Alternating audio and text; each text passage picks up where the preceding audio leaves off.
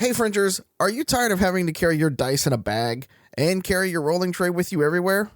Then check out this week's sponsor, Norse Foundry, and their trays of holding. They carry several sets of your precious gemstone or metal dice, also available from Norse Foundry, as well as gives you a felt padded area to roll all in one convenient tray. You can check them out at norsefoundry.com.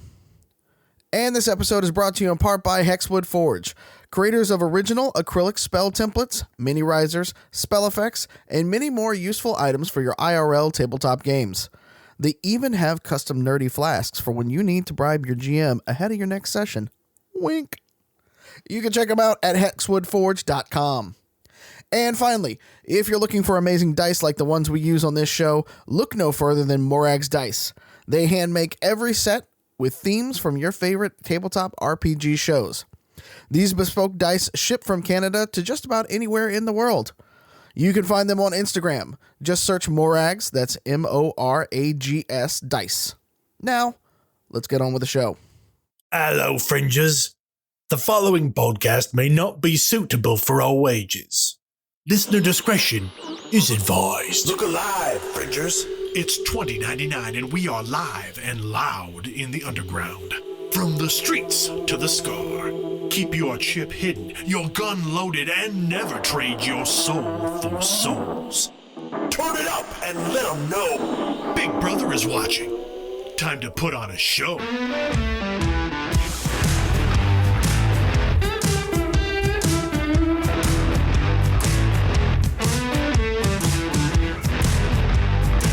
Last time on Neon Trails, the crew faced off with unknown assailants and a heavily armed rove. Mox chucked an EMP grenade while Sam jacked into her rove and started sprinting through the fringe. B kept some of the enemies pinned while Drall shot one of their arms off. Mox and Dog took some fire, so Dog tossed her grenade, and Mox took off one of the enemies' heads. Sam's rove arrived down the enemy rover with her railgun, then leapt down to get some intel via intimidation. As sirens began to wail in the distance, the crew escaped, bringing the scrapped rove with them. They quickly arrived at the Kingslayer, their original destination, and delivered Vince's shipment, a bunch of somewhat coffin-shaped boxes. Dog, Drall, and B entered the club, while Mox and Sam made their way to the fighter's entrance so Sam could register for the night's Rov fight. In the fighter prep area, Mox and Sam saw all the other Rovs and pilots getting prepared. Upstairs, Drall and B were overwhelmed with the corporate high-life opulence of the Kingslayer. Dog did his best to keep them calm and focused. When the night's sponsors were revealed, Drall recognized them as the Fixers from Vince's intel. We are going to pick up tonight back down in the fighter prep area with Sam and Mox. The two of you are milling around. There was a little green room area. There is kind of like the final prep area for all of the contestants' rovers. There's like a big bay for each one to kind of sit in. Think of like kind of like the Borg bays from Star Trek, like you're mounted in a little kind of standing cabinet thingy. Techs are running around. The pilots and their coaches are all chit-chatting, working on things, working on their equipment, discussing strategy, messing around with each other. There are a few of the Kingslayer staff milling around as well, doing final checks. They each have a couple little hover drones bouncing around with them. And over the loudspeaker, you hear an announcement. Pilots, 5 minutes to show start. Pilots, 5 minutes to show start. And what are the two of you doing? Sam will be sitting there kind of like going through last minute checks, things like that, kind of like just sort of shaking out the nervousness of everything, because it's been a while since she's fought. Especially with leaving Angel City and coming out to the wastes and things like that. And now she's suddenly back in a city, like less than 2 months after moving out of a big city kind of thing. And as she's kind of like going through everything and stuff like that, she just kind of like, she stops for a moment and she remembers, she like looks over to Mox And she just kind of looks up inquisitively at him and just goes, "Have you ever coached a raw fight before?" No, can't say that I have. But, this year have had a lot of firsts for me. So, have you ever been coached in a Rov fight before? You know what? That also reminds me, is it Rov or Rove? I've heard it pronounced both. It depends on where you come from. I'm from elsewhere, obviously, so we just, they make fun of me back home. I just use them interchangeably, so I figure Yeah, it's like fine. either, that whole thing. I don't call myself Rove Pilot. They're supposed to be called that way. I don't know. It's just one of these. But, have you ever done one of these before? Yeah. So, Nothing quite the nicest place as this. Like, look, I'm usually just laying on the floor. They have a whole thing here. It's very nice. It's very nice. They So- had catering. It was fantastic. What do you need from me to make sure you do as well as possible? Watch me back. Because otherwise, I'm going to probably be in there with several people. It's going to get chaotic. Probably very dangerous. But that's the beauty. If the robot blows up, we'll just get another one from, what's his name? Freddy, Queen guy. I got the Freddy broken down Mercury. one outside. That too. We can fix that one up. That was That kind of does my also long-term too. plan. So long as they don't take my railgun away, I'm fine. I want to shoot. All right. Are you better from long range in one of these, or are you better close up? No, I'm getting up in their faces. Well, All right. robotic faces. I'll look for opening for you. Yeah, because it's strategy-wise, like it's very. We're not going to be able to take weapons in there. That's just not one of the things they let us do. I don't think. But which we had to take the shotgun off. It's fine. But a show. You know what I'm saying? Like we're gonna go in there and maybe we'll throw a few punches, things like that. We got to build the story with them. So like, don't freak out. Story. If I take a couple, you got to build the underdog story. You got to build it up. You got to tell a You little don't have bit. to build it up. We're not trying to build a franchise here, Sam. It's a lot of money. I'm just saying. You don't want The to have money a is there squash when we- match. Don't take unnecessary risks. You I'll have a do my son. best. It's a robot. I'm You gonna don't be think fine. that I'm people standing die right. in these things? No. Well, if they have very, very poor constitution, they could fry their brain. Yes, but that's never happened. It's fine. So as you wrap up that conversation, there is next to the bay where all of the rovers are mounted right now. There is kind of a little captain's chair, a little situation observation station for the coaches. There's a nice, well, not nice chair, but there's a chair. It's definitely been duct taped together a couple times. And you've got a council of screens you can look at, and you realize very quickly that they are keyed into a variety of drones and static cameras all throughout the arena. They're all offline right now, but you can easily click between all of them and get a sense of, okay, this is going to be my view while the fight is happening. And then there is, like I said last time, a lightly padded slab couch type thing that the pilots can crash out on during the fight. So the two of you are getting settled. Let's cut back upstairs real quick. We last left Dog, Drall, and Bee exploring the Kingslayer. You just saw all the spotlights cut over to the sponsors for the night, introduced as Frederic Le Bon and the Jackal. These two people are illuminated by the spotlights. Their images are all over the hollow projectors and screens that are filling the bar. Frederic is rail thin, super tall, black on black suit, black vest, black tie, like super thin mustache. He's got that haircut that's like super buzzed and just a little bit of hair that's like smooshed over, like really gelled down, like really stylish. This is very much the Merovingian from The Matrix, like really smarmy. And there's like a rail in their VIP booth that they're sitting in, that the spotlights and the cameras are on, and he is like, he's barely leaning on the rail. He's like trying to hold himself. You can see that rod up the back of his spine posture. He's like holding himself really, really to be better than everybody else. In stark contrast, the individual introduced as Jackal is like lounging on the rail next to him. They've got like a big plate of like burgers or something in one hand, like a big mug of beer in the other. This looks like a like very like fringer kind of person. They have like dreads that are pulled back, but it seems like the dreads are metallic. They've got the most stereotypical cyber eyes.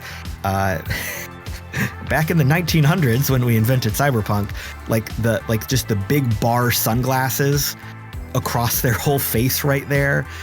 Very grungy, like kind of a ratty tank top, scars all over their exposed body, like big cargo pants, big combat boots. Huge difference between these two individuals. The lights like pull off of them and they go back to the mood lighting and the exciting lighting. You hear the announcer, the main fight, the Royal Rumble for tonight. Well, wait, that's probably a name we shouldn't use. The Rover Rumble for tonight will be starting in just a few minutes. Place your bets, lock in your wagers, get all the food and drink. Make sure to take advantage of any entertainment you need as you are partaking for this evening, and stand by. So everyone kind of was watching this feed and then meanders off to do their own thing. What are the three of you doing? What are we supposed to bet? Yeah, perception check. So where the betting? I know you explained it, but with everything going on, would it be readily apparent where to go bet? It's not even hard. Like, first off, there's giant like neon signs.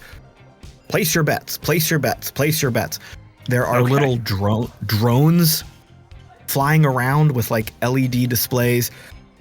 We'll take your bets right here. And all you have to do is like scan your glow and it pops up right there for you to do whatever you want. You see all the odds. You see that there's like the main ticket for all the fighters, just kind of a straight out who is the favorite, who is the underdog. But then there's a whole nother just laundry list of side bets if you really want to get crazy, like anything you want. I say 2 limbs will be ripped off in less than 2 minutes, or 3 rovers will be decapitated by the end of the first round. Like 2 people are going to get exploded in a car. I think the odds of someone picking up a dumpster and hitting someone over the head with it, like just the crazy shit that you can just throw souls on for anything you want. DraftKings 2099. Yeah. Yeah. Caleb, did you happen to spend time this week making a bookie sheet? I'm gonna need to take a look at that. Yes. You know, funny you should ask that. I am going to copy paste something into our show chat in just a minute, but not quite yet because I want to do another thing first. But it is coming for you. Oh my God, you're the best. So suffice it to say, you are going to be Dog is going to be perusing the betting options. Yes. Yeah. I mean, right. I'm gonna teach. Did Drall and Eve, or not Eve, but B, know how to place bets? Different show. Yeah, different show. Different show. Different Chaos Gremlin. Sure, never had enough money to or luxury to be able to do that. So absolutely not. That's money neither of us have, or places to go to bet. Okay, y'all know what betting is, right? Yes. Roughly. That's what happens when you say, like, all right, bet, right? And then the No, thing no, no. happens. More or less. Yeah. Yeah. But it's in response to someone saying stuff, right? So, like, Yeah. I bet you that I could eat the next food item presented to me. Oh, so it's like a double dog dare. A little that drone right? butler flies by with like some crudité and egg rolls and Ooh, these free robot. We just get these. Can you talk robot? you see a little affirmative light. Oh yeah. Oh, yeah. Handful of egg rolls like a hot dog bouquet. Oh, yeah. Okay, dog's gonna clarify. So y'all know what a bet is. Hey, I bet you 100 souls that this will happen. Now, what if you bet 100 souls and somebody's like, that ain't gonna happen? You know what? You give me 100 souls, and if it doesn't happen, I keep them. But if it does happen, I'm gonna give you 1,000 souls. That's what that first number is. I give you 10 to 1. Oh. Yeah. It gets crazy. So confused. I'm ready. All right. So the three of you can discuss some betting strategies. We are going to follow the audience view here. Remember, the main arena in the Kingslayer is actually sunk many stories into the ground. The 3 stories warehouse that you're in is all above ground. That's all the seating, all the food, all the entertainment as you are looking down. And of course, there are cameras everywhere on the hollow projectors. You can just pull it up on your glow. Prior to this, we were watching a kind of actual fighter brawlers duking it out, and it was like a wrestling ring kind of setup. Everything has gotten all the lights went out. You heard some motion and commotion down there. You hear the announcer. All right, ladies and gentlemen, the main event, the one you've all been waiting for, is about to start. The lights come up. You see that the arena has been reset and rebuilt into an urban combat situation. So we see multiple span of city blocks, buildings that have been half demolished, cars, city buses, downed helicopters, dumpsters, tanker trucks, buses, just like a war zone has erupted down below. It's like Detroit. The announcer continues. It is time for the main event, the one you've all been waiting for, the Rover Rumble. The crowd starts cheering. Even this refined group of corporate people, they're all in it for the blood sport. They're all cheering. They're all ready to go. We are going to kick things off tonight, introducing your number 1 contender, the crowd favorite, on the road to the championship with a fantastic rating of 15-7. You know him, you love him. Great Red. And the down in the arena, Mox, you probably see this. One of the rovers like shoots up in like a big elevator kind of thing. Up in the arena, a hollow projection of like a tidal wave takes over the arena momentarily, and this rover like pops up. And he's standing on a platform, and the platform is moving like it's surfing on this tidal wave. This rover is like a big brawler, and he's got a big giant shark head mechanic built on top of its shoulders. The whole thing is like painted red, like with blood, and he surfs for a little bit and then jumps off and lands in like the superhero pose and makes a big chomp, chomp, chomp kind of thing. And then the announcer kicks back on. From that point, in no particular order, the rest of the ticket for tonight. And the other rovers each pop up, each one accompanied by a little bit of music. The first one that pops up is Razorback. And this is like a short kind of squat, hunched over, and he's got these like big spiral spiky tusks coming out like from his shoulder mounts, and they're like spinning like drills. And down its back, he's got all these like spikes that are all spinning. Next up, the Knight of the Saw, Sir Shreds.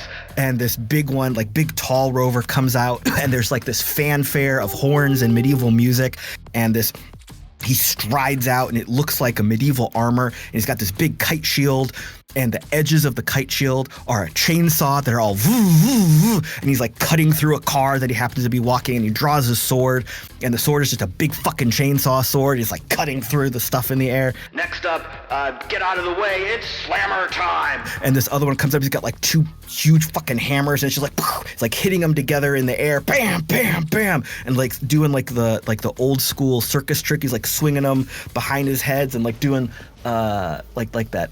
What's that like circusy move where he holds it down and kisses it? But it's not it's not impressive. It's a robot, but it's still cool. Next up, swinging on in, pineapple. And another one comes in, and he's just got like 2 really big maces on like long chains. He's like swinging them around and like hooks them over a street lamp and like swings on it a little bit. Next up, you might not see him coming, but he's coming for you. Control X. And like the whole stage goes dark real quick, and there's like ninja smoke, and then suddenly this like all jet black rover appears. He's got like a holographic scarf in non-existent wind. The head is just a holographic display of different emojis, and he goes whooshing and draws this like 12-foot long katana. It's just impressive as shit. Next up, she'll love you and then she'll kill you. It's Scorpina. And this other one comes up, and she's got like a very like mandibles and chomper bug thingies, and like her armor looks like very much like a scarapace, and she's got these 2 like shoulder mounts that like are kind of like scorpion tails to jab forward. The next one comes in, introduced as Smash Armstrong, and this is like a big one, and his forearms are like super engorged, super long, really big out of the way, and he's like picks up a cars and just like punching through the cars. Like the what's mounted on their forearms is almost like giant piston punches, are like going off in the air. And each one of these, as they're entering, has their own theme music. Lights are going off, smoke, everything, like fireworks are going off. Next up, it's Gladiator Rex. And this one comes up, it's kind of painted like an old school gladiator. The head looks like that really big, weird gladiator helmet with like the thing in the middle, and the face mask that's kind of like with holes all over it, and like the big fins on the side. This one is carrying like a really long spear, like a trident, but it's electrified. And there's a net over one of the other arms, and he's like stabbing stuff and poking at shit. Next up, the Titanium Chef. It is Creme Brutale. And this other one walks in, and it has like a chef's, like a big giant chef's jacket, and it whisks it off, and it shows its hands, and it's got plasma jets coming out of his hands, like 3 foot long, melting a car. It's like very stylizing in fancy cursive, Creme Brutale, like he signed his name on a building that he happens to be standing by. Damn it, Caleb. And then the spotlight comes over, and your wild card for tonight, Santa Muerte. and Sam's rover is standing there. Still in a robe. Yeah, what So, happens? What's her very intro look menacing. like? Mm-hmm. Very. It's like she just kind of like walks in the full robe, and the robe is covering the head and everything like that, and it's just like slow walking to the ring and things like that, and just kind of like eventually like just lifts the robe off and just puts a 1 to the sky, and then pulls behind it. And since everybody else is getting weapons, fuck that, we're getting the scythe out. The hush falls over the crowd. This is a wild card entry. No one knows who you are. It's very unassuming right now. No one knows what's going on. But we have this great introduction, and then the announcer goes, And with that done, this is 3, 2, 1, brawl! and the lights go crazy.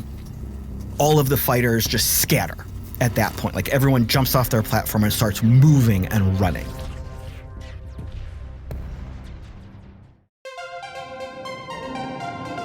As all of that is happening, let's cut back upstairs real quick. Dog, Drall, B. So we've had this massive introduction, lights, shows, fireworks, drones are flying around. It's absolutely crazy. You've got everyone is talking to each other. Bets are being placed. Everyone's figuring out what they're going to do. You can also see that up on that main VIP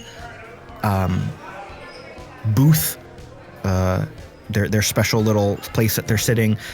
Frederick has like moved over to like a long chaise lounge and is stretched out, like holding like a whiskey snifter or something, like in that real fancy smarmy way of holding it. And the jackal is now like leaning over, chomping on a burger, like both arms crossed on the rail, like watching what's going on. Can I just say that I absolutely stand the feral jackal? Yes. I'm here for this gremlin energy. As the crowd is cheering, B is clearly lost in all of the crowd energy, and it's just like, yeah! And there's crudité and drinks flying everywhere, and they're jumping up and down and like shaking people that are next to them super excitedly. And then they look back over at Drall and Dog and go, okay, what do we do now? How do we place bets? There's a hammer guy down there. Did you see those things? Oh, He just wow. goes ham. As you're Is it talking, a an scorpion explosion thing? rocks the arena. Big fireballs going off. Two of the rovers have started clashing, and the announcer is just like constantly background noise of this is blah, blah, blah. Like as you're talking, everything is happening right now. Oh, all right, we got a bet. Who's going right now? Or is it like for the whole pot? Like everybody? What? I think they all fight. Yeah, it's a battle royale. Damn, this is crazy stuff. Yeah. All right, y'all want to pool money? Y'all want to each make your own bets? That's fine with me. I know what I'm going to do. I would definitely prefer to pool them if you think that you're a significantly more successful like gambler than I would be on my very first time, never having done this ever before. You want? I tell you what. Here, you want to watch what I do? Yeah. And then, so you can get a feel for it. Oh, you gonna teach me? Yeah. All right. Yeah, Dog, totally.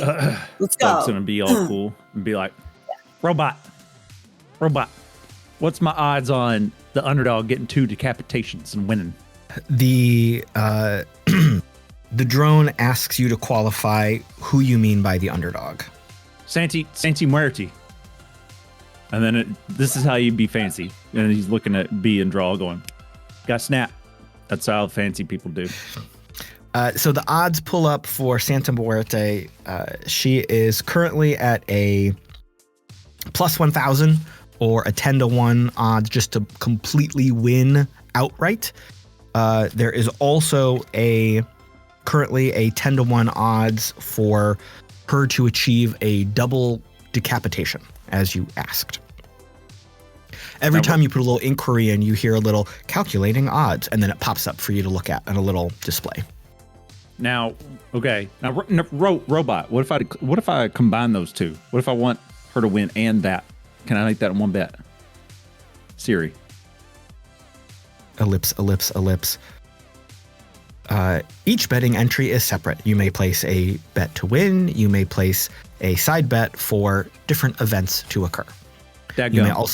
You may place a bet for any of the combatants based on what standing you think they will achieve during the fight. Example, so-and-so will come in first, so-and-so will come in second. And then any side bets you'd like to place may be placed as well.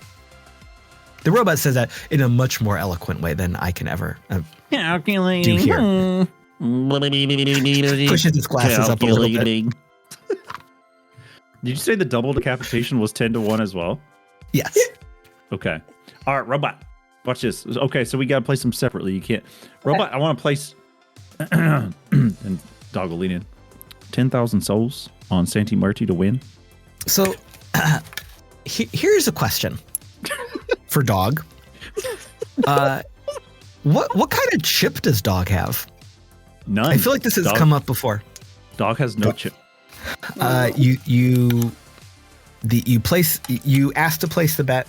The drone calculates for a second and then asks you to scan your chip.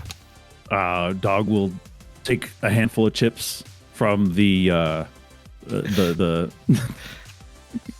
the person walking by, the curator. What are they called? Cuisiner. Yep, the cuisiner walking by, and we'll try to scan it. The drone pauses and repeats the inquiry. Please scan the chip embedded in your arm. Oh, okay, hold on. Let me get it out. Beep, boop, boop, boop, waiting. And then Dog will turn around to Drall and be like, do y'all have a chip? Can y'all scan? Can y'all scan it for me? I don't have one. Leans forward. I found it. If after a second while the two of you are talking, another little line pops up. If you prefer to place your bet without using your chip, you may visit one of our betting stations around the perimeter of the building. Robot, why is that? Standard procedure. That don't tell me much. That's like saying error. Okay. All right. Y'all you guys get it. You want bets? Should we split off? You want me to go place mine? Or y'all want to come with me? Do it. Person. We can stick together. That's fine. I don't have a chip. Oh, shh. All right. So while you head off to do that, I would like to get some information from each of you first, though. Okay. Can I get your passive perception? So this is going to be a 10 plus the modifier that you would normally add to a perception check. Dog has a 15. What's B got? I mean, you remember when you called me observant earlier? I'm not that. I have a 12. Okay. What about Drall? 12. Also 12. All right. They're not negatives. That's not bad. Yeah. That's a fighting chance. Worry. That's why we're both playing worry. as observant people.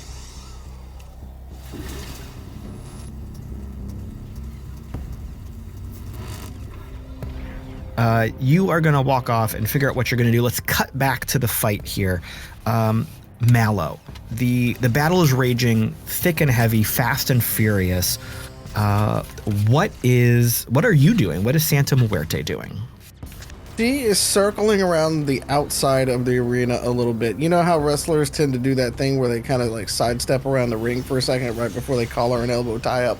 Yeah. That's a little bit of what she's doing. Just to kind of get a sense of like what the hell's happening inside of there. Because like she didn't tell Mox this, but she's never been in a rumble before. She's done one-on-one fights. Okay. So, 10 other people, right? There's 11 of us total, right? 12 total. 12 total. Okay, 11 other people. All right, this is a little bit of a lot. Like, let's be real about that. So she's kind of like trying to be opportunistic at this point. And after a minute or so of just kind of like doing this and watching the fighting happen and stuff like that, she does that thing where like the camera kind of like looks at the ground and then sort of like pans up slowly, and then you just see her sort of like grab with one hand and then like, but it's like the anime sheen as it comes off kind of thing. Of course. And then whoever is in front of her is gonna have a bad day. Okay. We're just gonna run up and scythe it. I don't know who's in front, but we're gonna do it. Can I say that right as the cape gets ripped off and it's this beautifully cinematic moment, we just hear Mox. Fam, this is Mox. Can you hear me? Fam, can you... Mic check. Fam. We probably should have done that beforehand, but yes, I can hear you. Would have been helpful, yes. This is going great. So, Sam, as Santa Muerte is walking around the fight, you are seeing very quick, rapid exchanges at this point. Like, no one is just sitting squaring down in a one-on-one fisticuffs. Everyone is like bouncing around. interacting with each other, quick fight, quick engagement, move. Everyone is like sizing each other up, quick fights, trying to get some damage in on each other, moving on. You see Sir Shreds like blocking a hit and then trying to jab their chainsaw sword underneath that. You see Razorback running, charging at Phantom Striker, trying to like grapple them and gore them with his spinning drill horns. You see Pineapple is like trying to use the twin spinning maces to like create a shield around them almost. You also notice as all of this is going on, there's like random weapon fire and missile fire from some of the buildings. Like there's tracer fire. You hear the explosion of a missile. You see, we're going full Godzilla. I got it. Okay, who's the closest to Sam at the moment? So as soon as Sam does the cape throw with like the pause screen and the ching across, you see that you are right in front of Gladiator Rex, the big gladiator with the electrified trident and net, and he is trying to like capture or tangle up Creme Brutale. Okay. So there's a little bit of an exchange right there. So she's gonna come in, and she's going to run up to them, and I'm gonna do my best to describe this. So, in a whirling dervish sort of kind of way, okay, we're gonna sweep the legs, Johnny, with the scythe. We're gonna hook Gladiator on the inside of the leg with the scythe, and try to take them off balance. Okay. While at the same time, we're gonna throw a kind of scorpion kick to the chef. Yeah. Behind us, and try to just kind of make a way in between those. Absolutely, yeah. Okay, so give me a melee attack roll. Okay. With the scythe is a 3-1. Okay.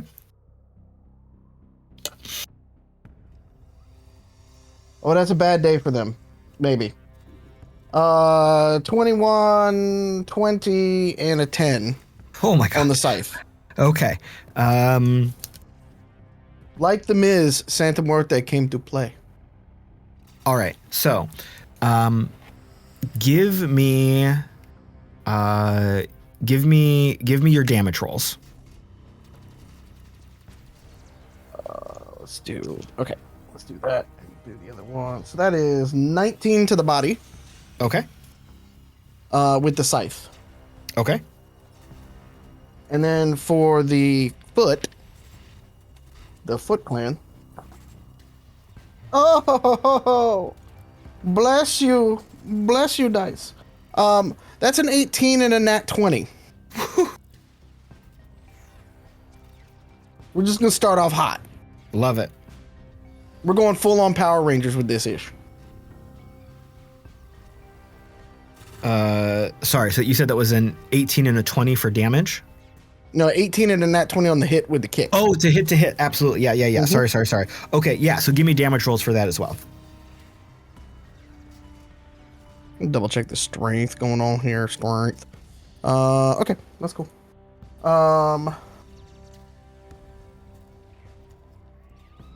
Spook me. I did not get the thing. Okay. So also to the body and 22 points of damage to the body. Solid. All right. So exactly like you described, you use your scythe to hook one out of the way, and you do this amazing flying kick into the chest of another one. Both of them fall to the ground. You see some sparks from their armor. You see some cracks running along.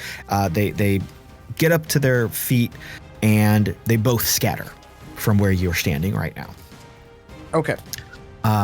Mox, down in your little coaching captain's chair, you are seeing all of this happen, and now that all of your cameras are active, you are able to, there's like kind of a couple little roller balls and different buttons you can click, and you can move the cameras wherever you want, zoom in, zoom out. You can set them to follow specific combatants. You can be in certain points in the venue. What do you want to be doing to coach Sam here? How damaged did, because those kicks were on Gladiator, yeah? Yeah. How bad did that look? So, quick assessment, you see nothing to incapacitate them. You see some cracks in the armor. You see some sparks from some exposed wiring and circuitry. Okay. But they both were able to then get up and scatter very quickly. Then I want to use the drones that I have access to figure out who is next closest to Santa Muerte and this fight going on here, and whether they are currently heading this way. Perfect. So here's what I'm going to have you do. Give me a D20 roll with a plus 10. 17.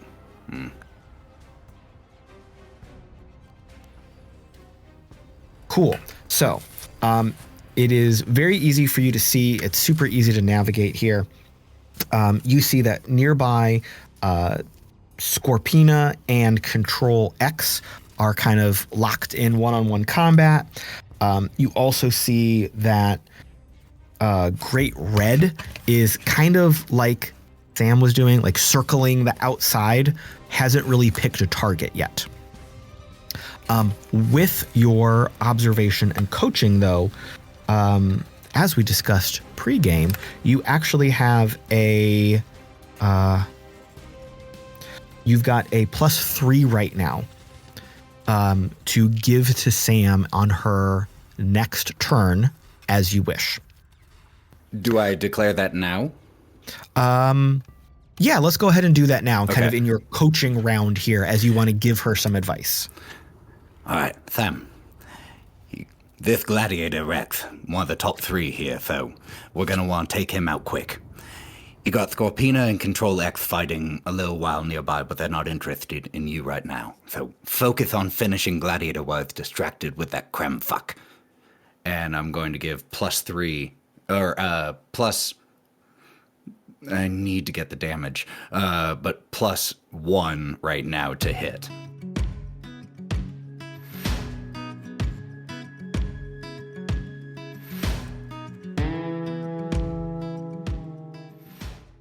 Hey there, Fringers. Ethan, aka Mox here. Are you in need of another actual play to occupy your time?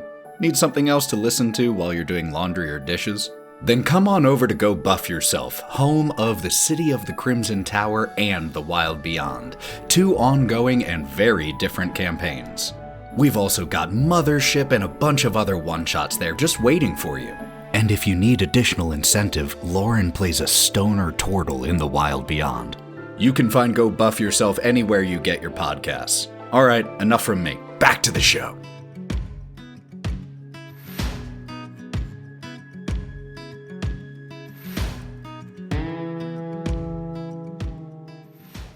Let's cut back up to the stands.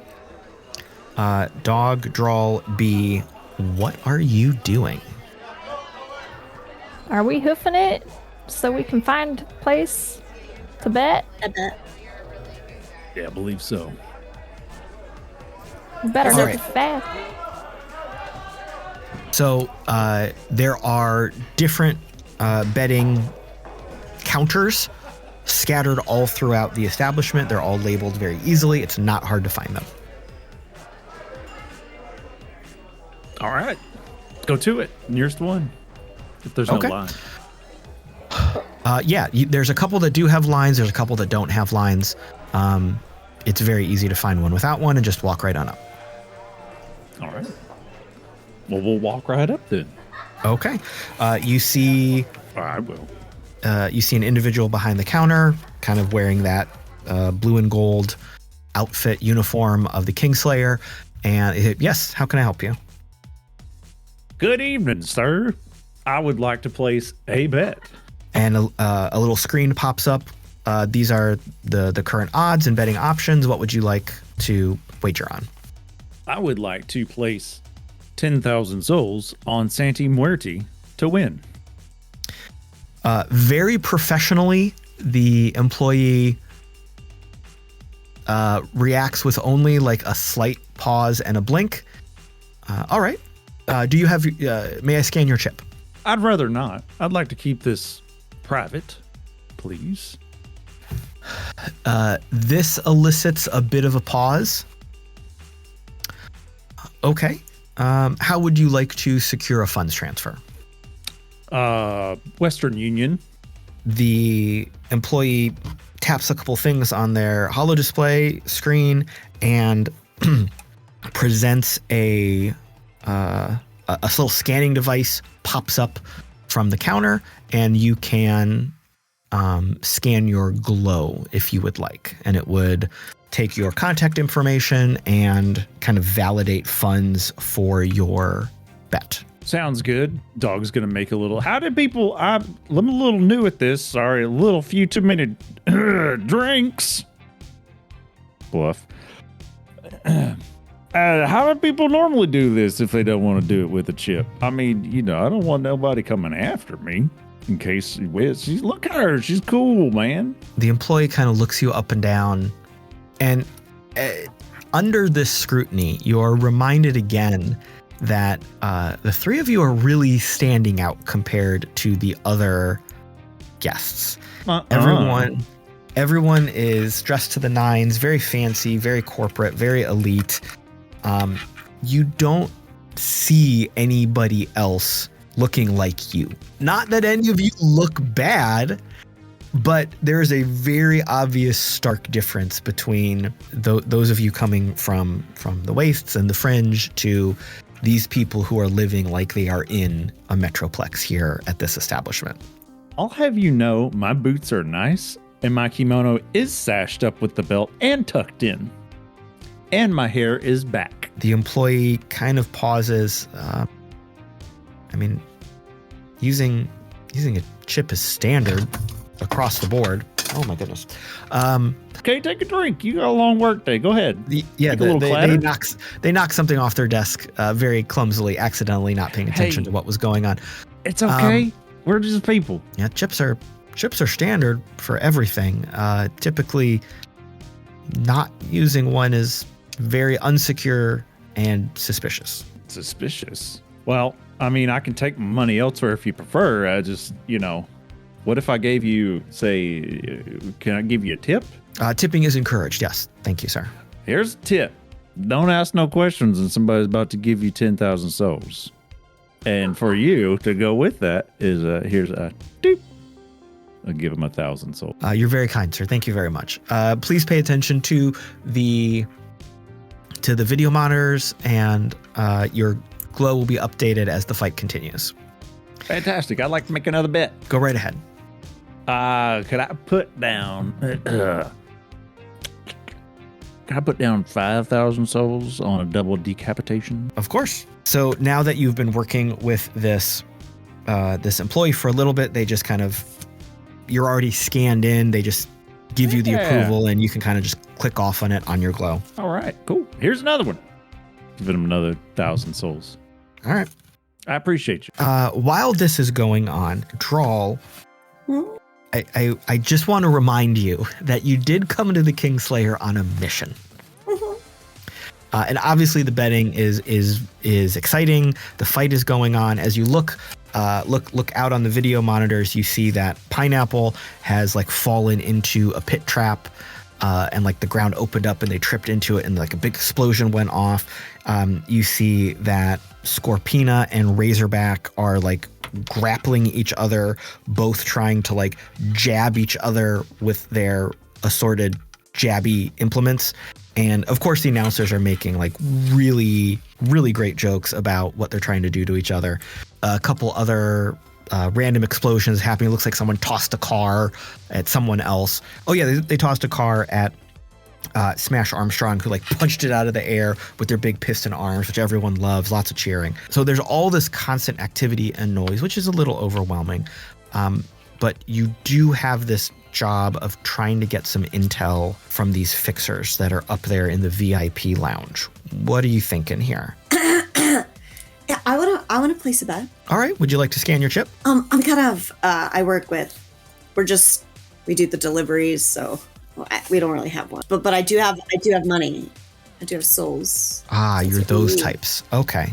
And they present to you the same, like, scan your glow and register with the deposit kind of thing the dog had to do. So I'm new to the whole betting. I know I shouldn't admit that, but I'm really interested in betting on someone getting impaled. Is that something that I can do? Absolutely. Would you like to place a general bet for general impaling, the first to be impaled, how many impales within a certain... Can I name? Of course. Anything you want. Cool. Okay, so I mean, I know what I want my big bet to be, but I just want like a little one that is like, ooh, look at your intuition. So anyway, I'm gonna put 100 souls on Scorpina getting impaled by Razor. What the fuck? Razorback? Yes. Okay, that different is... dialect. I'm clearly not from around here. That is currently paying out at an 8-to-1 odds. Is that good? At what odds? 8-to-1. Oh. Is that bad? No, that's not bad. I'm still gonna put my 100 on that. Very good. And you get a little confirmation ding on your glow, and that's like a little app auto downloaded, so you can, it's like Kingslayer betting, and you can see what you've put in and what you've registered for and blah blah blah. Exciting! Oh, then I want to put my big money on Santa Santa Muerte. And how much are we putting down on this? I think I'm just gonna do 3,000. Again, a little bit of a slow blink from the staff member that you're working with, but they process it. They give you the go ahead, and it pops up on your glow. Drall leans forward. Sorry about everything. It's for his birthday. And points to dog. They give you a knowing nod. little bit of that customer service nod. They're just Oh, good. Got it. Let's cut back to the fight. Sam, what are you doing right now? Well, Coach said to go after Gladiator. So I think we gotta go after Gladiator. But All they right. ran away, right? They did. Come back here, you pussy! And she's gonna run after him. Is his back turned to her? Or is he still kind of... Yeah. So right now, moving quickly, you see that Gladiator Rex is dashing between a couple buildings, jumps over a car, and is swinging up on like a fire escape, clambering up, trying to get to the top of a relatively low building right now. As you are running, a couple explosions go off to your left. You dodge a couple small little rockets firing on your right. The arena is filling with smoke and fire as everyone is fighting with each other, and various exciting elements of combat are being added by the people running this fight to keep things going. And you're constantly hearing the voice of the announcers talking about what's going on, giving that color commentary, talking about tactics and strategy and what the different fighters are doing, that kind of thing. Well, and I imagine like sensors are going off and things like that, you know, thinking, you know, especially proximity sensors. So kind of like the red here, then the red there, then the red all around at the same time. Yeah, like she's doing her best to like duck and dodge some of this stuff, but it is coming fast kind of thing. Yeah. In your little heads up display, Chibi Mercury is standing there. Oh, look out, here comes a missile. Hey, don't run that way. That looks like it might explode. Oh, look at that guy right over there. He looks cool. I appreciate it, but for fuck's sake, shut the fuck up. Engaging silent mode. Thank you. Jesus Christ, the only one I need to hear in my voice is Mox. Jeez. All right, so you are chasing down Gladiator Rex. He is scrambling up the side of a building right now, getting the high ground. She's going to... is there anybody that she can just, like, swipe at as she walks by? Oh, absolutely, yeah. As you are running through the fight, you see various fighters like pop in and out of your view. Like I said before, everyone is just constantly moving, running. A couple people take pot shots at you, toss a car at you. Like there's just constant combat in little chunks here and there. Okay, so you know that scene from episode 2, Attack of the Clones, where Mace Windu just comes up and chops the Jango Fett's head off? Mm-hmm. We're going to do that, but we're going to clothesline him with a scythe. All right, so is this while you are moving towards Gladiator? Yeah, we're just going to go, we need some oomph to this thing. So, okay. Yeah. All right, cool. So as you are moving, you see that like crashing through a wall in front of you, you see that Razorback has grappled Creme Brutal, and the two of them are like tussling, crashing through a wall right into your path. Razorback has like its arms wrapped around Creme Brutal's midsection, and it's got the like one of the big drill tusks like drilling like right into the upper chest cavity. And they are just right in front of you as you are walking past them. You can take a big swipe as you want to walk past.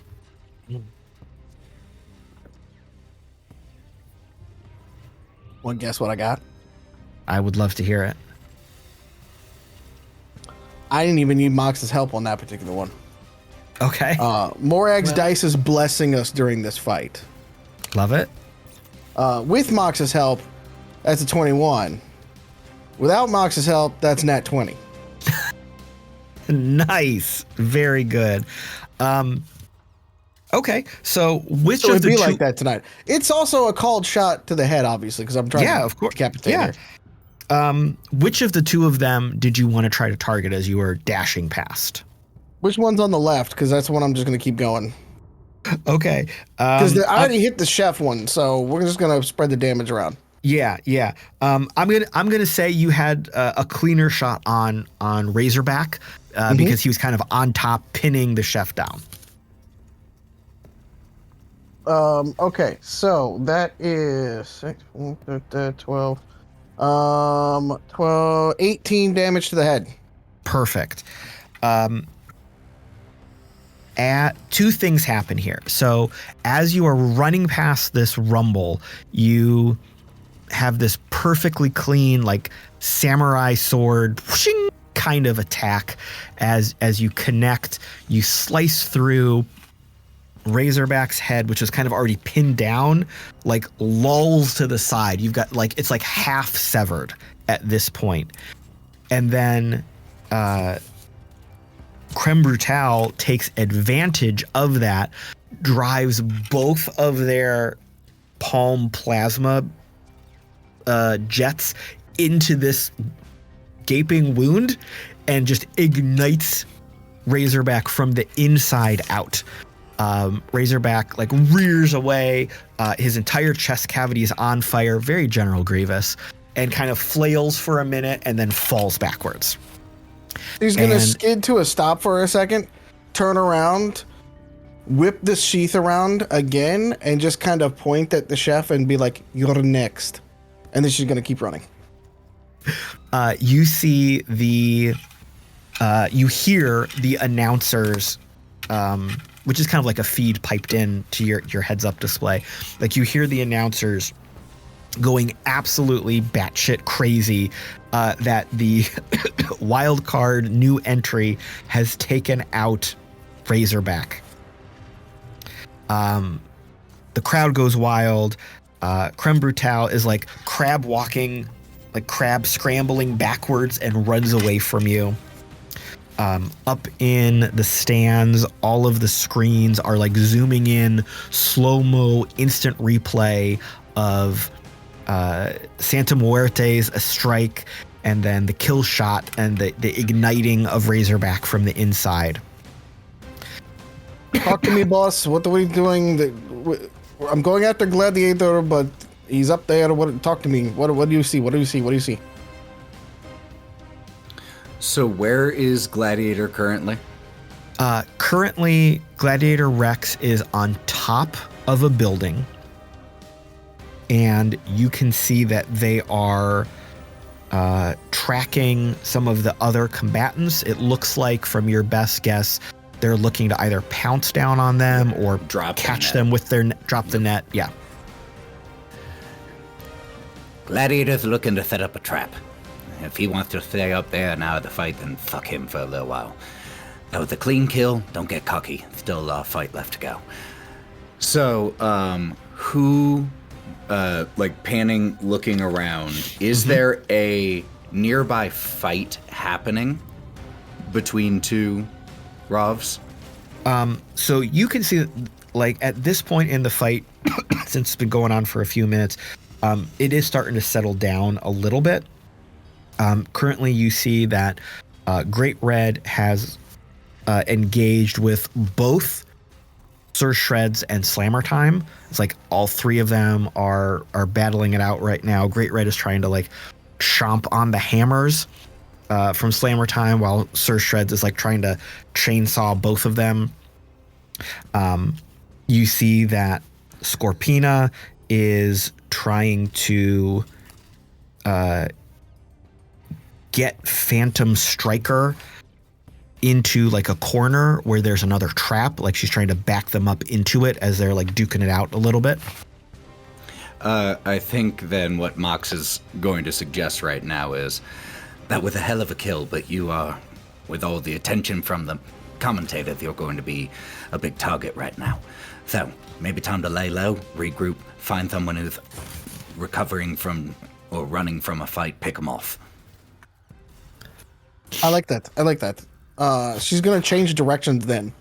She's going to stop running towards the top rope over there, and she's going to just take a hard left, basically, and start running the other direction. We got to keep him off balance. Solid. Mox, give me a D20 roll plus 10.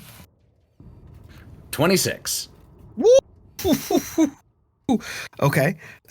Oh, plus 10. I just like being surprised at when you get good things based off of what I've given you to do. 15. Hold on, I gotta check my math on something else real quick.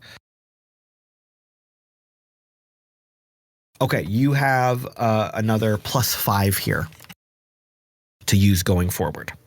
So Sam has kind of cut sideways. Let's pause on what you're going to spend on. We're going to cut upstairs for a second. So Dog, Drall, you two have been placing some bets, chit-chatting with this maybe nice, maybe annoyed counter worker. What else are we doing? I definitely want to inquire with him about how, point up to the VIP area, how do you get up there? Gives you a pause for a second. You have to buy a ticket. You have to pay for it. Oh, how much is the ticket? It's going to be a really good view of the freaking show, and I don't want to miss it. Like he looks around left to right. Like, you're new here, right? This isn't your normal scene. Okay. No, it's my friend's birthday, and I just want him to have a good time, man. Those seats were bought and paid for like months ago. That's the sponsor. That's their viewing spot. They did everything. They put everything together tonight. You can't just buy a seat up there. Oh, well, that's what you just... I was very conflicted with the information they were giving me. It sounded like I could. I get it now. It's kind of like the people who did the thing. It's the VIP. It's the family table. I understand now. So I wasn't wrong in saying it'd be a great view. I mean, like, I don't want to be a jerk, but they're just not going to let you up there. Like, you're not... I get it. You're not the right kind of people to be up there. Well, I don't really like the way you say it, but like I said I didn't want to be a jerk. I said I didn't want to be a jerk. I'm sorry. I get it, and it's fine. We're just trying to show a friend a good time, and it looks like our other friend has found themselves a good time. Okay, thanks for the info. Sorry about that. Damn. All right, so the Dog and Drall, you've been making these bets, trying to chit-chat things up a little bit. B, what have you been up to? B's going on an adventure! Okay. Where are you going?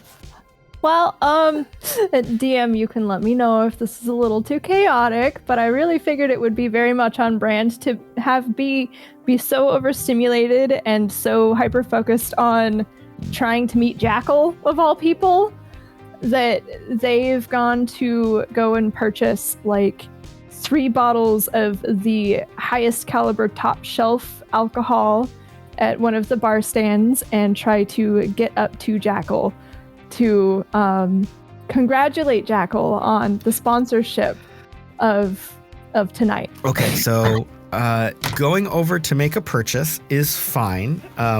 You can walk over to a stand of alcohol. There's a large menu that pops up on a holo display. There's beverages ranging from a few souls up to, $10,000, 10,000 souls a bottle. Give me 3 of those $10,000 ones. Okay. That was the reaction of when the game runner said, "Hey, I forgot that I gave you pretty much infinite resources." Yeah. No. Okay, so Mercury's just getting a hell of a bill. Poor Mercury. He's still smash cut to Mercury still on the operating table after all this time trying to be reconstructed. His accountant pops in. His accountant comes in and like the little holo display. Sir, I'm seeing some heightened activity on your card. It's fine, just to prove it. It's proven. We've detected possible fraud on your account. Could you confirm some recent purchases? Yes, all.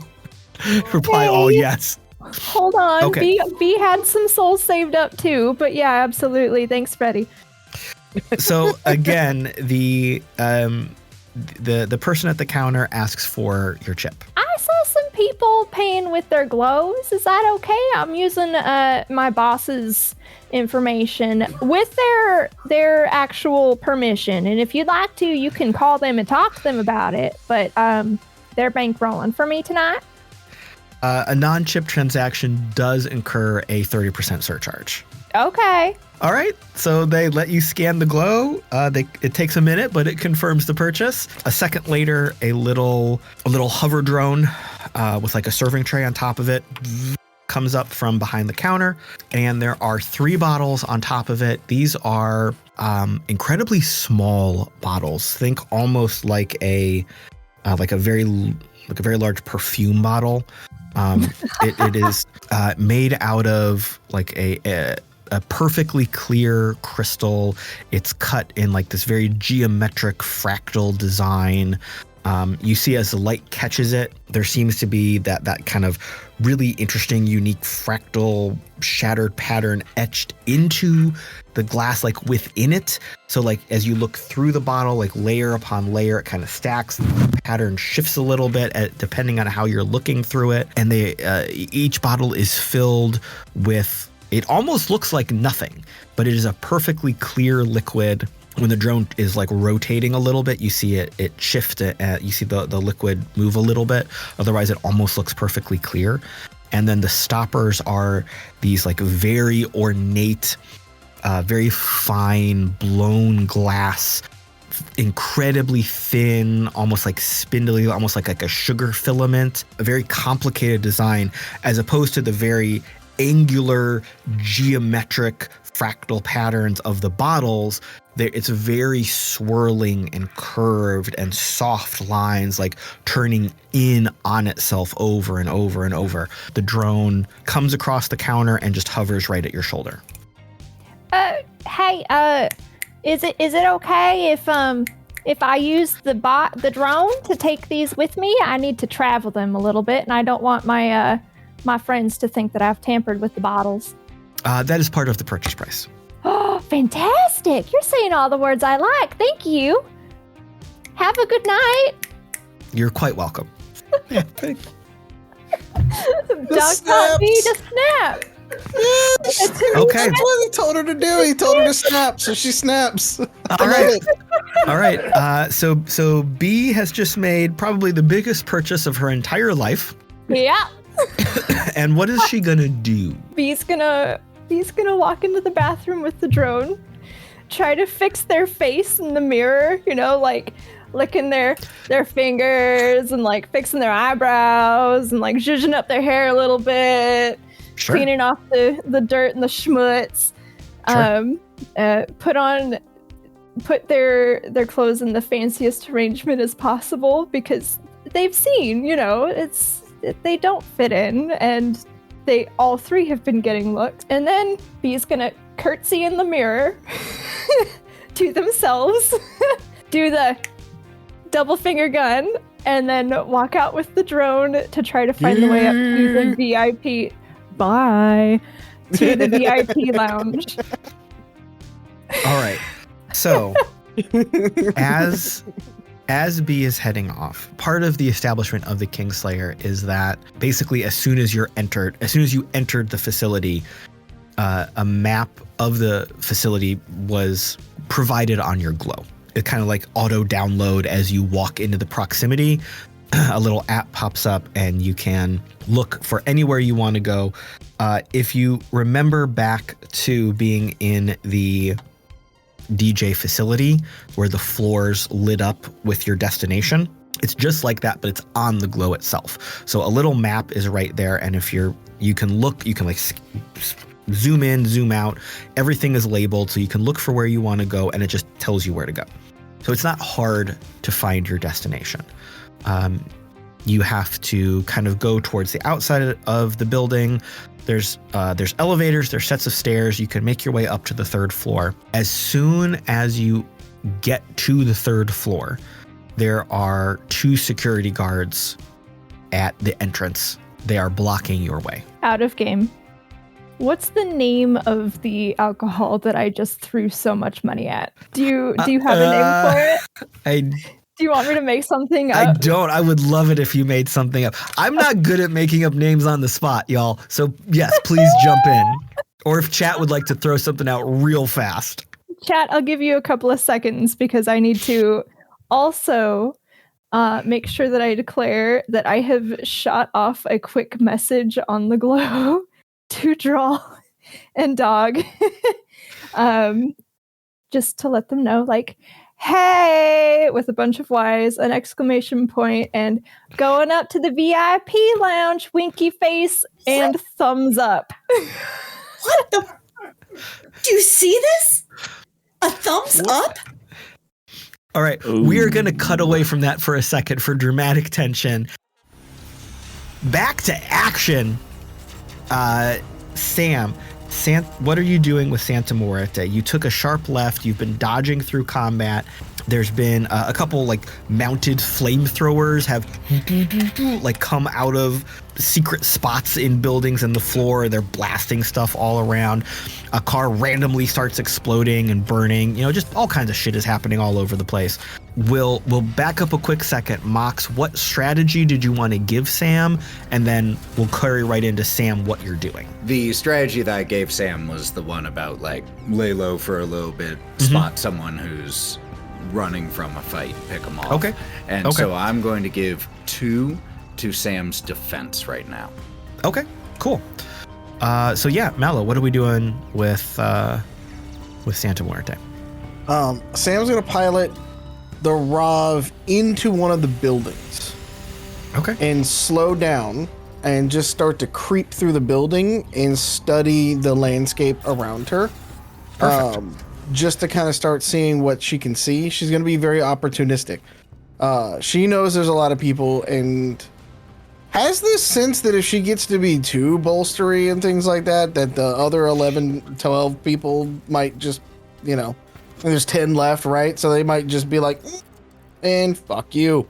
So she's going to try to be a little more opportunistic to this and be a little more methodical after making a little bit of a flashy sort of statement, she knows that the fight, she's used to ending the fights quickly. This is more of a marathon than a sprint. Okay. So here's what I'm going to have you do. Give me a perception check. That's a 7. That's a 7. All right. So from the spot all things in balance. Exactly.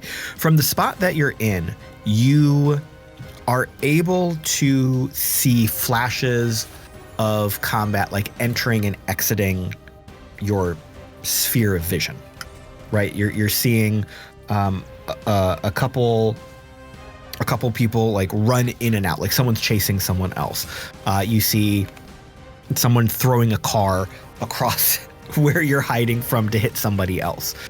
You see a wall-mounted rocket launcher fold out, track someone across the other side of the field, and shoot some rockets at them. You're in a safe spot right now. You are not seeing what feels to you on your gut instinct like the right target quite yet, but you're in a spot where you can wait to see what happens. Yeah, that's what I think. That's what she does with this one. It's not a huge round or anything like that, but I think that's the right call at the moment. We need to start picking off. Some of these guys have got like crazy ass weapons and stuff like that. We gotta pick our battles here. And as you are in there watching and observing, you can kind of tune back into the announcer feed, and you can hear the ongoing commentary about like who's taken out who's done what damage. You hear that a couple have lost various limbs or taken some heavy shots to the head. No one else has been taken out yet, but everyone is heavily damaged at this point. And you hear the announcers talking about like, oh, I can't believe so-and-so is going on with that much body damage. I haven't seen them trailing that many sparks since last year's fight. You know, they're just like building up the excitement as things are going.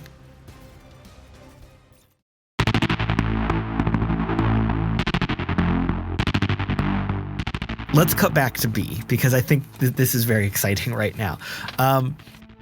So what are we doing, B? What's up? So B has taken. I'm imagining that the service drone that B has with them has like little tiny hands. Sure. To help. So B has taken one of the hands of the drone for moral support.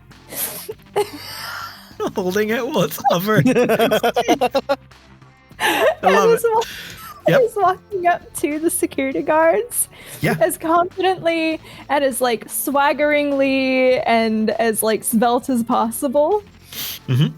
And just goes, "Hi, folks. How are we tonight?" So these two security guards, they are big, towering over you giants of figures. Well, they're friend-shaped then. Very aggressively male presenting, super muscular, like poured into a business suit kind of body. They're both wearing incredibly dark sunglasses. One of them doesn't even acknowledge you. The other one, exactly like you're doing now, just tips down, barely looking over the rim of their glasses. You're not allowed to be here. Hi! I actually was asked to bring these bottles. Up to Jackal? I don't think so. It's to celebrate their sponsorship of tonight. The one who's talking to you like glances over at the other one, glances back at you, pulls up their glow. I don't have any deliveries on the schedule. I don't know what to do about that because I was directed to bring these 3 10,000 soul bottles of de wussy up to Jackal. And we know it's actual premium de wussy because of the fractals on the bottles. Otherwise, it would have just been a fake type of dushy instead. All right. Can you give me a persuasion check, please?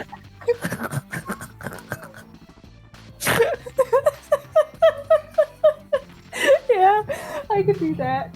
This is what happens when I plan for everything except this one thing. I'll be your wild card, baby. I did so much prep, y'all. I did so much prep. I have prepped more for this game than any other game we've run in the 2 seasons of this show. And I didn't plan for someone buying a very expensive bottle that would need a name. Didn't plan for the Dewussy. or the douchey. Nobody does. Yep. To be fair, To be fair. To be fair, you are playing a game with me. I guess I forgot for a minute.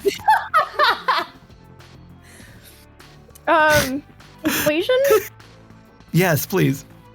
All right, I got a 12 plus 2. All right, so the one guard is really determined and insistent on like looking at his glow. I mean, like, you're not on this. You're not on this. I don't have any lips. And the other one is very distracted by watching the fight on their glow, and he's just not paying attention. He just doesn't care. And the guard that does care is like asking the other one, like, look, this isn't allowed. This isn't allowed. This isn't proper protocol. And the other guy's like, just shut the fuck up. Who cares? Who cares? And like they argue with each other for a minute. And then finally, the one who is trying to follow protocol just shrugs and gives up. All right, whatever, and moves out of the way.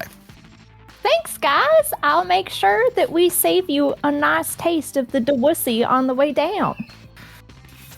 and then B's gonna take the drone up the stairs and do the double finger guns at both of the back of their heads, like, yeah. All right.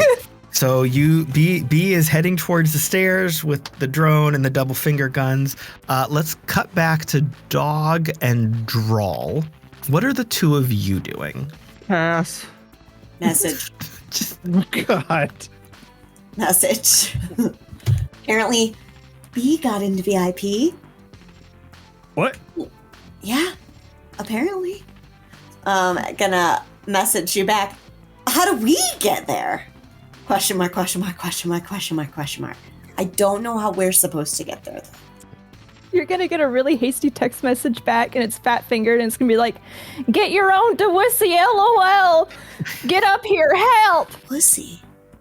What the fuck's a Dewussy? Help. I've never been asked to help with a Dewussy. I think she meant. What does that mean? Sir, do you know what a Dewussy is? Leans over and asks the attendant. I'm sorry, what? Do you know what Dewussy is? The alcohol? Oh, of course, it's alcohol. That's Thank available you. for purchase at any of our fine serving locations. Oh, wow. You know what? You just do it all, don't you? Appreciate it. And she gives him, 20 souls. Kindness is appreciated. Your tolerance is appreciated, finger guns. So we're going to go over and get... We need to get some Dewussy, dog, apparently. What do we do with it? Question mark, question mark, question mark. You can do a lot with it. No, that's not... No, oh my god. What? I meant, like... She said, get your own Dewussy, but I don't know. It's Mox. Okay, so... and she reaches forward ever so slightly. What? I love that for you. Thank you. Maybe PB will show you his Dewussy sometime. I'm hoping that that's in the cards for me. I hope so too. Actually, Dewussy is apparently an alcohol that can be purchased here. So either B has gone on a bender or there's a plan. They bottle it?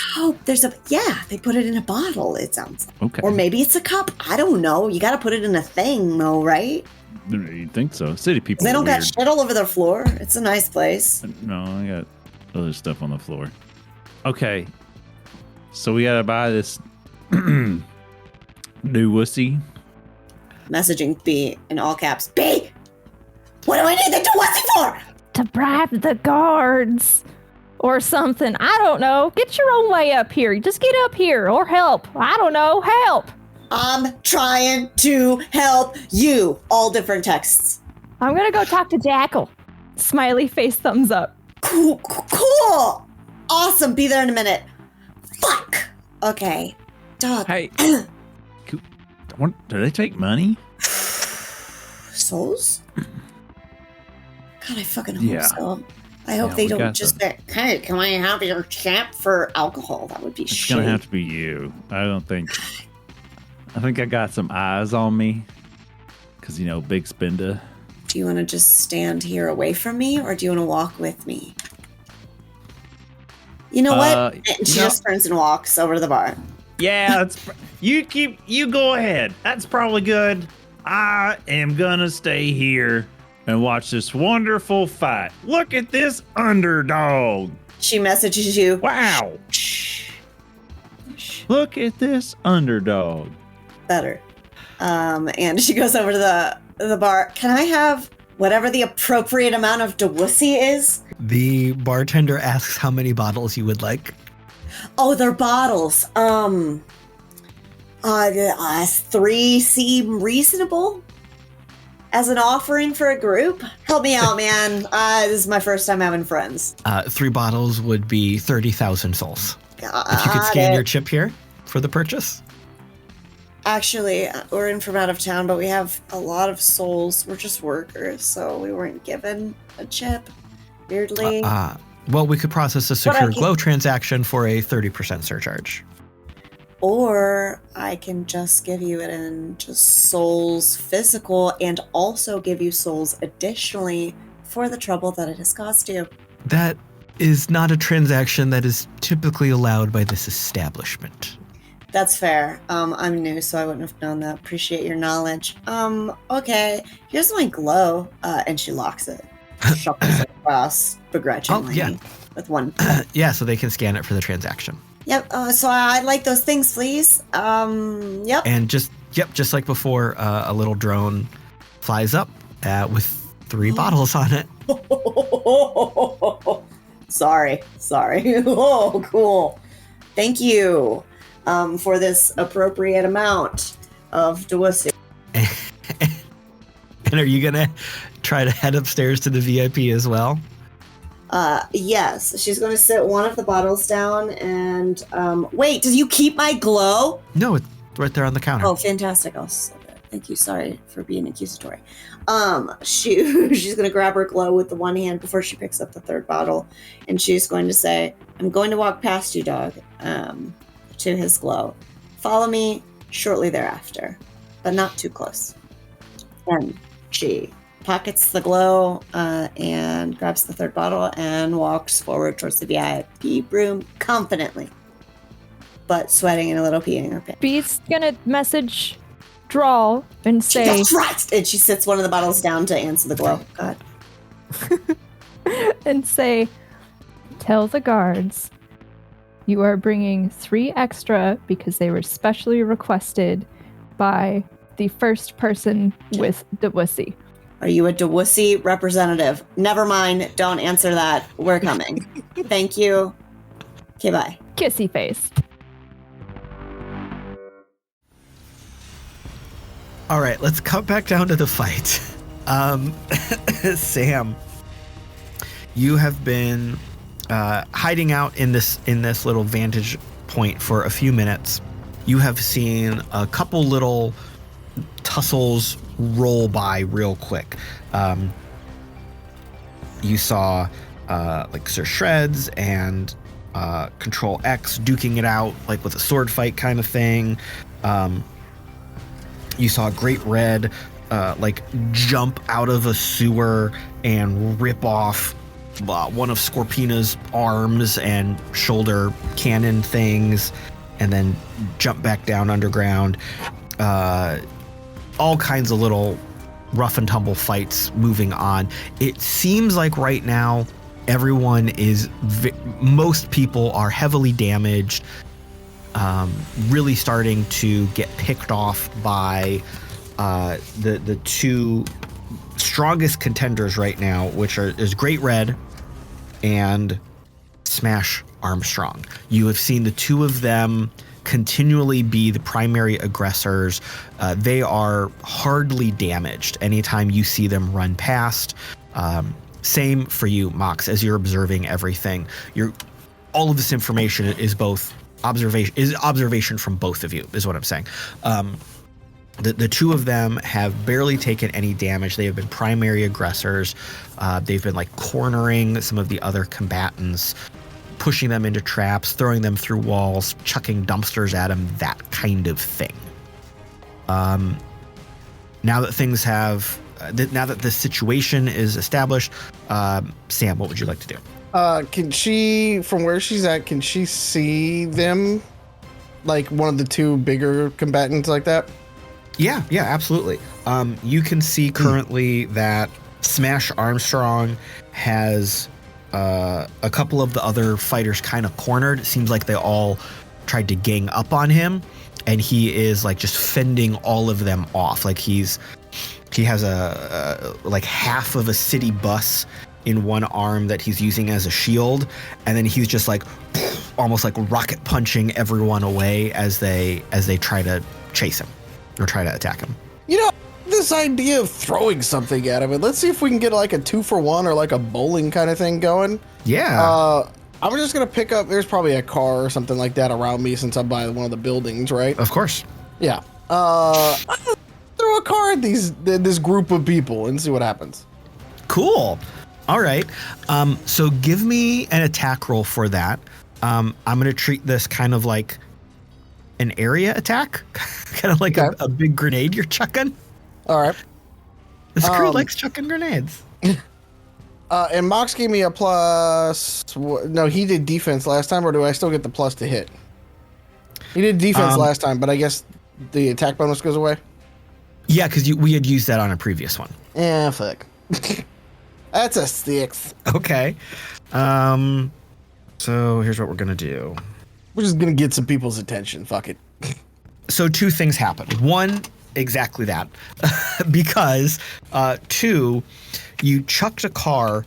It clipped over Smash Armstrong's shoulder, kind of knocking the half a bus it was holding sideways. So it kind of, tipped him over a little bit. The car careens into a building. It doesn't hit any of the other combatants, but it does explode in a massive fireball, which of course the crowd and the announcers like a lot. There is some residual damage as rubble and big giant chunks of concrete and flaming metal hit some of the other fighters. But now all of them are aware of you there. Specifically, Smash Armstrong sees you there.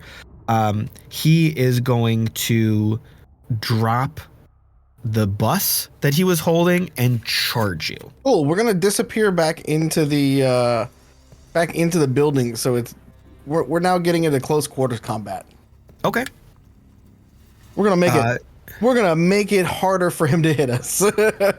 Okay. So you kind of fade into the darkness of the building. Smash Armstrong just like shoulder checks the entire wall, crashing it down as it doesn't take the whole building down, but he Kool-Aid Man's through the door, through the wall, and he's chasing you down.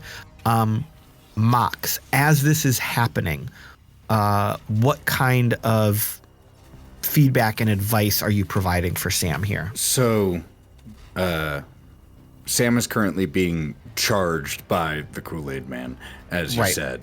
I'm going to look around for anything that Sam might be able to use to enhance her punching, use as a weapon, wrap around a fist, anything or throw, rocket launcher, anything that could be of assistance in this potential upcoming fight. Okay, perfect. Give me a D20 plus 5. 17. That is going to give you just a +1 for your bonuses here to your pool. You see that this building, unfortunately, is stripped pretty bare. It's like think of an old office building, like cubicle farm kind of thing. There's nothing that is like a great weapon to use, but there is some cover that can be found in some of the offices. And this is Smash Armstrong, right? Yes. So he is currently Kool-Aided Man through the wall as Sam has faded into the darkness of this. Can I have probably not have had time at this point to have observed anything about Smash Armstrong. So instead, Mox is just... Well, maybe. Oh. Hold on. What did you want to try to... how here? Is this mech brutishly built in that it is all strength and no agility? Okay. Trying to analyze the design a little bit. Okay. Give me an engineering check. 14? Okay, so... Oh, I'm sorry. 16. While this whole fight has been going on, you've got multiple screens up. Because you've got multiple drones, multiple cameras. You're also able to do like the old N64 cheat where you're not looking at other people's screens, because all of the other fighters and their coaches are all in the same like long hallway room that you're in. So it's not too hard to just look over and be like, oh, what are they doing? Oh, what are they doing? Oh, I see their specs over there. You know, you're an observant guy. So you're able to figure out and piece together. Smash Armstrong, very much kind of like silverback gorilla kind of build. Hunches over when it runs. When he's charging, you've seen him a couple times, like almost like four-legged run across the battlefield and like shoulder check a car into another rover, right? He plays up picking up things and like the big piston punch. So his forearms are like incredibly oversized. Think like mega-sized Hellboy arms, but like both of them kind of thing. Tham, if you run, he'll probably chase you. Either have him smash into something that he can't smash through, or change angles very quick. I don't think he has good stopping ability. Okay. And you can hear just like hurry. What she's gonna do, based on this information that Mox gives, and kind of the overview of it, is there like a pole or like a column or something like that? She's got an idea. Yeah, absolutely. So on one side of this building, it was very much the like decorative entrance kind of thing. And it had a bunch of columns on archways. Beautiful. She's going to take the scythe. Okay. And she's going to run as she's running away. Because this guy's like, I'm the juggernaut, bitch. Right. And so she's going to hook the scythe around one of the poles and use it kind of like a stripper pole. And ring around the Rosie and try to kind of clip into its legs, but coming at it from the side. So we can trip it and get it down. I see. Okay, so I am going to have you make, we'll call it an attack roll. Mm-hmm. But I'm going to give you a bonus kind of based on that tactical plan. So tell me what you got for your roll. I don't need a bonus. Kid you not. Did you do it again? I did it again. Did you get that nat 20? Uh-huh. Love it. Between Maddie and the dice witch that blessed these, it's amazing. Coming where we need it the most right now. On top of the incredibly poor roll that he got for this opposed check. So yeah, this is going to work out exactly like you want it to. So, tell me, like describe this end result here. It plays out exactly like you want. Whatever result you're going for is going to happen. So what she's trying to do is she's going to get him on the ground with this. So she does ring around the pole with that, and she's going to use that. Gives a lot of like centrifugal force that she can pull back and take out the legs again. Okay. So she can kind of get on top with the scythe, and she's going for the head basically. She's going to try to pop that off. Perfect. Give me another just damage roll at this point. 19. You basically take the enemy down to the ground, pin him down using his own weight and momentum against him. You are able to slip the scythe into the weak points of like the helmet and the neck assembly. You don't take the head completely off, but you do completely disable it. Mm-hmm. How long for me to actually like just fully cut it off? Because if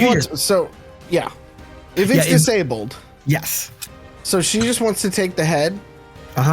And imagine she's coming out of this like darkened like hallway now that it's made. Yes. And just like slow kind of and just kind of like dragging the scythe behind her. And then she's just going to chuck the head of the fucking world champion basically out into the middle of the arena and just kind of sit there for a second and just kind of like make sure the crowd sees it all. So this is very much the moment where in the Speed Racer movie where they're like, oh, we don't know who's coming out of the canyon next kind of thing. Like they didn't know how the fight ended after you both went into the building. Oh, we see movement. The victor must be making their way out. And it's just that moment of silence as everyone sees it's you and you chuck this head into the open, and then the crowd erupts. The announcers are like replaying the footage from inside so they can see it happen, because of course everything's being filmed.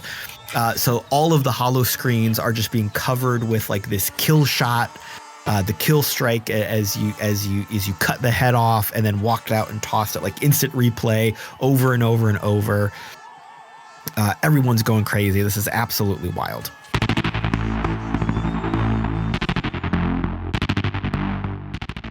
As that is going on, let's cut back up to B. So you are going down the hallway towards the VIP rooms. Do you have a specific plan, or are you just going to barge in and see what happens? Or something else? What do you think you're going to do? What do you think you're going to do? Great GM question. That is a good GM question. Is the hallway quiet or is it a bustling hallway? It is relatively quiet. You do see some staff members coming in and out of doors. This is like a long hallway. There's multiple doors along this hallway. They're all suites. They're all very expensive rooms. And you see each room is like labeled on a little screen of like who's currently sitting in there.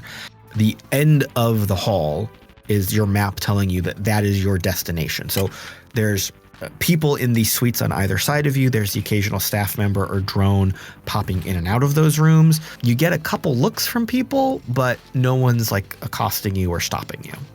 Okay, so because I've gotten past the guards, I'm basically kind of just chill at this point. That's what it seems like. B is going to take a second and kind of the quietness of the hallway. They're going to wipe their sweaty ass palms on their pants. And they're going to start looking at name tags on the doors to see if they recognize any of the names before they go and try to talk to Jackal. And also to buy a little bit of time in case Drall and Dog can get up there with them. All of these names are completely foreign to you. Some of them seem like business names. Some of them seem just like random people. Nothing jumps out at you as someone you recognize or something that seems familiar. B is gonna straighten up, square their shoulders, grab the drone's hand again, and gently but confidently bust open to the door to the VIP suite. Not in a, watch out everybody, you're gonna get shot, or saloon door kind of bust open, but more of a, I'm here everybody and I'm ready to party. I'm gonna cut away from that for a moment and just let that. Drall. So you had bought the liquor. You were heading upstairs. Dog, were you following after her? Or were you going to stay where you were and bet some more? No, my ass was told to stay down here and watch the fight. I don't imagine I could get... They're up there. Okay, cool. Drall. So you are heading... like I described before, your glow gives you a little map of where you're supposed to go. So you are heading up the stairs, you go up to the top floor, you head down the hallway towards the VIP area, and you see two guards waiting for you at like the entry door. As you approach them, not your sixth sense, but like that instinct kicks up that, oh, someone else is in the room with us. and you see 2 other guards have almost kind of materialized behind you, and they are following you very closely. Oh, thank goodness. Let me check the order real quick. Can you hold this bottle, please? And she's gonna hold the bottle out to one of the guards as she goes to try to pick up her glow, and just have the other 2 dangling in her other arm. There's a beat where you're holding one of the bottles out, and neither of them moves to take it from you or respond to you. Excuse me, we were just inquiring about a recent interaction you had where you asked one of our employees to break a very important protocol regarding purchasing. This is not something that we normally allow, and we're very concerned about the safety of our staff and about you as a customer. Would you like to maybe come with us to have a conversation to ensure that everyone is safe? Yeah, absolutely. She sets the bottle down, and she just looks at her glow like she's checked in order. But I have to get this in there. So the order was actually for my boss, who isn't here, and so I can't really do anything about it. I'm just following instructions. So, and she fans her hand in front, and I'm just trying to get these bottles into that room. Thirsty guys in there. Do you want to give me a deception check? Yeah, I sure do. That went pretty nicely. 16, 17, 18, 19. 23. These guards are calm, cool, collected. They don't break a sweat. They don't blink. They say, well, it is against our normal practice to allow that type of transaction to continue. We really feel like for safety's sake, we should probably move to a secure location to have the rest of this conversation. However, we do understand that you're just doing a job. For everyone involved, we will accompany you, make sure this job is completed, and then we can continue our conversation elsewhere. And one of them offers to then take the 3 bottles from you, and they kind of fall into lockstep behind you to wherever you're headed. She's gonna decline. I really need to make sure that I deliver these. We'll be right here. We will be right here with you. Okay. So she's got the bottles, right? Picks the one up off the floor and says, okay, and just kind of like looks back. Does anyone know anything about like what they're doing up there? And she just she tries to make polite small talk as she goes over to the door, I guess. They are going to just respond as non-committally as possible. Perfect. But with these other 2 guards behind you, the 2 guards that were at the door in front of you, they just instantly move out of the way, open the door, and you can move down the hallway as I described before. And I think as the timelines are catching up here, like from this vantage point of you opening the door with the 2 guards behind you, right as B is like kicking open the door to the VIP at the end of this long hallway. B, you kick open this door in a nice way. Nicely. Very a nice kick. respectfully and confidently with my drone in tow in my hand. So you see an incredibly well put together room. Rich furnishing, thick luxurious carpet, recessed lighting. It's very dark. It's very calm and cool. This is the room you were looking at when you were looking up at the jackal earlier. So this is like the back of that room. For a split second, you see out through this room to the balcony, you see that the jackal is still leaning on the railing, watching the fight down below. Out of the corner of your eye on the balcony, you see the chaise lounge Frederic is stretched out on. You take this in a split second, and then you are immediately distracted by 5 very large 4-legged drones. They appear to be canine in nature. Oh no. Melting out of the shadows and charging towards you. Like charging as in I want to play kind of charging, or charging as a I'm going to kick your ass kind of charging? Charging as you are violating the space that they have been programmed to protect, and you are an intruder kind of charging. But I was let in here by the guards. That was the hallway. This is the VIP room. And as those drones move towards you, we will end the episode and wait to see what happens next time. Whee! That is where we will end episode 10. Thank you all in the chat. Thank you, I guess, for naming our expensive alcohol. That was fun. Thank you, Pat. That was awesome. We will see you. Thank you, future audiences. I hope you found this as amusing as we did. It is time for So Longs.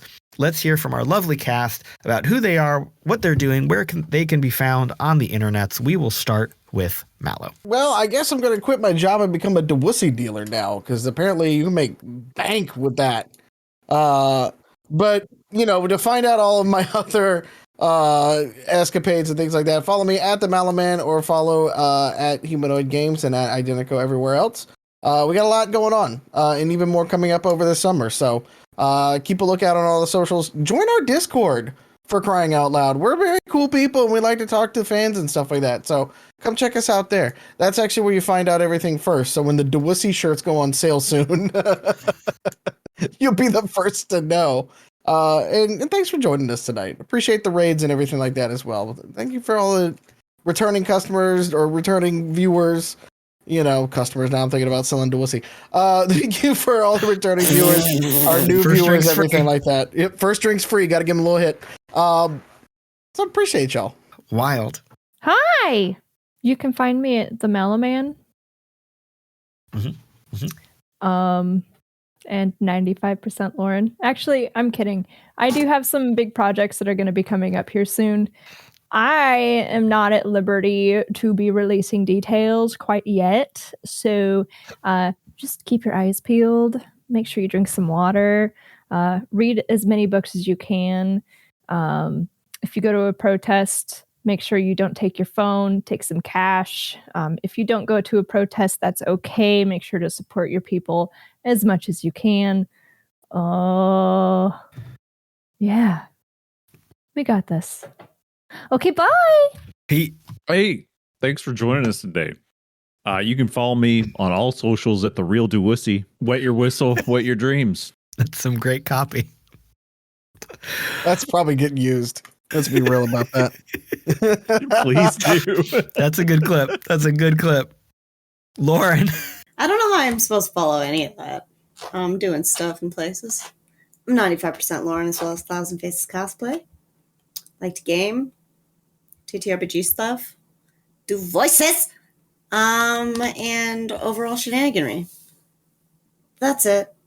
Okay, bye. And Ethan. In addition to being a player here, I am also a forever DM on our Narrative Play podcast, Go Buff Yourself. And we are currently working on something with Mallo and a number of other talented individuals that will be dropping here in late spring, that we've been slowly dripping out some previews. So go on to Spotify, Go Buff Yourself, check out the first preview of Lords of Sin. That's all. And I am on your socials at the Caleb G. You can find me right here for all things Identico, here and there with Farm to Fable and taking up space in the archives of the RPG Academy. Speaking of which, Acadecon 2025 is on the table for November 7th to 9th in Dayton, Ohio. All kinds of plans are being worked on by that fantastic team. This is shaping up to be yet again another stellar convention weekend. Lots of good stuff being worked on. That is it for today. We will see you in the cyber future for another cyber game. Good night. We love you. Take your meds, eat a snack, drink your water, touch some grass, take care of yourself, stay safe. Remember that no one is free while others are oppressed, and we will see you next time. Mwah.